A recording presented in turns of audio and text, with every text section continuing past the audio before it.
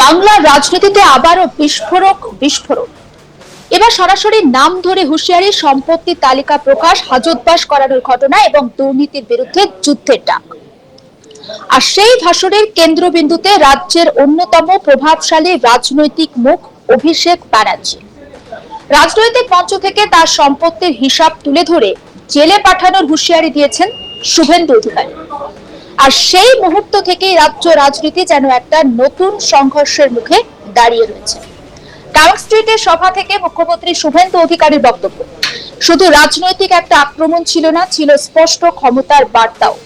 তিনি শুধু বিরোধীদের সমালোচনা করেননি, একেবারে সরাসরি সম্পত্তির হিসাব সামনে এনে জানিয়েছেন আইন মেনেই হাজতবাস করানো হবে। অভিষেক ব্যানার্জির পাশাপাশি আরো কয়েকজন প্রভাবশালী ব্যক্তির সম্পত্তির সংখ্যাও প্রকাশ্যে তুলে ধরেছেন মুখ্যমন্ত্রী। এই ধরনের বক্তব্য বাংলার রাজনীতিতে নতুন নয়, আমরা জানি, কিন্তু এবার এর রাজনৈতিক গুরুত্ব অনেকটাই বেশি। কারণ এটি শুধুমাত্র বিরোধী কোনো আক্রমণ নয়, এটি এক ধরনের প্রশাসনিক রাজনৈতিক যুদ্ধ ঘোষণার ইঙ্গিত। সভা থেকে মুখ্যমন্ত্রী দুর্নীতি দমনে তার সরকারের যে কঠোর অবস্থান সেটা স্পষ্ট করেছেন। তিনি ঘোষণা করেছেন কলকাতা পুরসভা দুর্নীতির ফাইল খোলা শুরু হয়েছে এবং এর জন্য ক্যাবিনেটে একটি বিশেষ কমিটিও গঠন করা হয়েছে।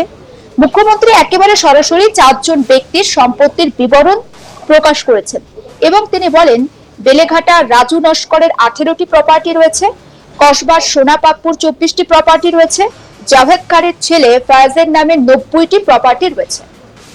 একই সঙ্গে অভিষেক ব্যানার্জির নাম উল্লেখ করে মুখ্যমন্ত্রী দাবি করেন লিপস অ্যান্ড বাউন্সের 14টি, তার নিজের নামে 4টি, বাবার নামে আরো 6টি, অর্থাৎ সব মিলিয়ে 24টি প্রপার্টি রয়েছে। শান্তনু ও সুজিতের গ্রেপ্তারি প্রসঙ্গ টেনে তিনি হুঁশিয়ারি দিয়েছেন অপরাধ প্রমাণিত হলে কাউকে রেয়াত করা হবে না। একবার শুনে নিন মুখ্যমন্ত্রী শুভেন্দু অধিকারীর বক্তব্য। और केएमसी का कमिश्नर को बताया 4 नाम लेकर, बताओ 4 नाम। हाँ, सुनना चाहता है ना? एक बेलेघाटा का राजू नस्कर 18 प्रॉपर्टी, दूसरा कस्बा का सोना पप्पू 24 प्रॉपर्टी, तीसरा भतीजा Abhishek Banerjee, lips and bounce का 14, अपने नाम में 4, पिताजी का नाम में और भी 6, 24 प्रॉपर्टी। और चौथा नाम सुनना चाहता है? जावेद खान का बेटा 90 प्रॉपर्टी। ये लोग लूटा है, ये लूटने वाला जैसे शांतनु सिन्हा विश्वास अंदर में है, सुजीत बस अंदर में है, आने वाला दिन में सब भ्रष्टाचारी को जेल के अंदर डालने का काम कानूनी तरीके से भाजपा सरकार करेगा। সবথেকে গুরুত্বপূর্ণ বিষয় কি বলুন তো? শুভেন্দু অধিকারী রাজ্যের মুখ্যমন্ত্রী, ফলে ক্ষমতার কেন্দ্রে থাকা একজন গুরুত্বপূর্ণ মুখ তিনি, এবং তার প্রত্যেকটা বক্তব্য স্বাভাবিকভাবে প্রশাসনিক এবং রাজনৈতিকভাবে একটা প্রভাব ফেলবে। তিনি যখন বলছেন সব হিসাব হবে, তখন সেটি নিছক একটা যে রাজনৈতিক স্লোগান থাকছে তা কিন্তু নয়, সেটা একটা ভয়ের বার্তাও হয়ে দাঁড়ায়। বাংলার মানুষ বহু বছর ধরে কাটমানি, তোলাবাজি, সিন্ডিকেট রাজ এই শব্দগুলো তারা শুনে এসেছেন। অভিযোগ উঠেছে শাসক দলের বিরুদ্ধে, শাসক দলের বিভিন্ন নেতার বিরুদ্ধে অভিযোগ উঠেছে।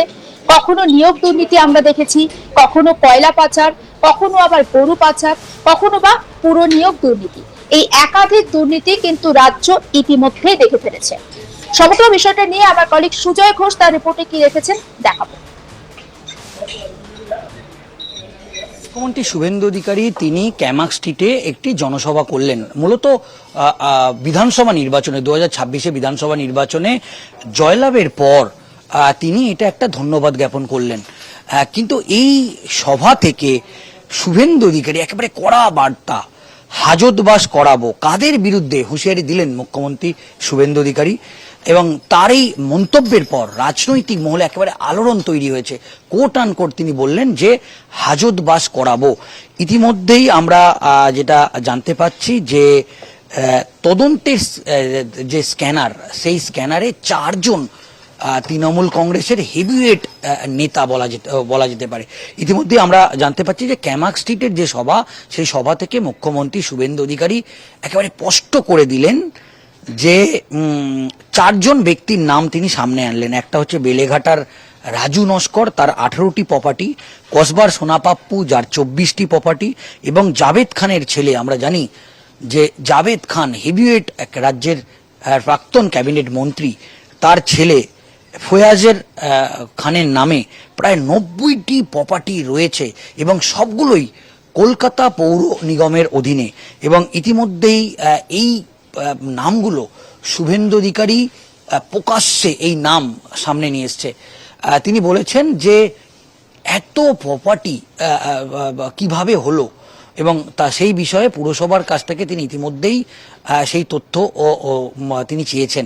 অন্যদিকে যেটা জানা যাচ্ছে যে রাজু নস্কর বেলেঘাটার দোর্দণ্ড প্রতাপ একজন হেভিওয়েট নেতা, এবং আমরা যেটা জানি যে বামেদের আমলেও তিনি সেই সময় বামেদের সঙ্গে যুক্ত ছিলেন এবং তৃণমূল কংগ্রেস আসার পরই তিনি তৃণমূল কংগ্রেসে চলে আসে। তার বিরুদ্ধে থানাতে একাধিক অভিযোগও আছে, এফআইআরও আছে। কিন্তু সেই রাজু নস্কর একেবারে কুখ্যাত দুষ্কৃতী বলা যেতে পারে, যেটা পুলিশের তরফ থেকে দাবি করা হচ্ছে।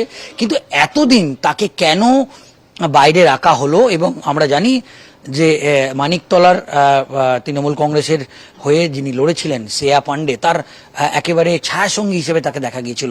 কিন্তু প্রকাশ্যেই শুভেন্দু অধিকারী মুখ্যমন্ত্রী তিনি ঘোষণা করলেন এই বেলেঘাটা রাজু নস্করের নামে 18টি প্রপার্টি ইতিমধ্যেই পৌরসভা আইডেন্টিফাই করেছে। অন্যদিকে কসবার যে সোনাপাপ্পু, ইতিমধ্যেই তিনি ইডি তাকে গ্রেপ্তার করেছে, তার 24টি প্রপার্টি যেরকম আইডেন্টিফাই হয়েছে। অন্যদিকে জাভেদ খানের ছেলে ফয়াজ খান, আমরা জানি জাভেদ খান তৃণমূল কংগ্রেসের হেভিওয়েট মন্ত্রী, তার ছেলের নামে 90টির বেশি প্রপার্টি কলকাতা পৌরসভার অধীনে ইতিমধ্যেই আইডেন্টিফাই হয়েছে।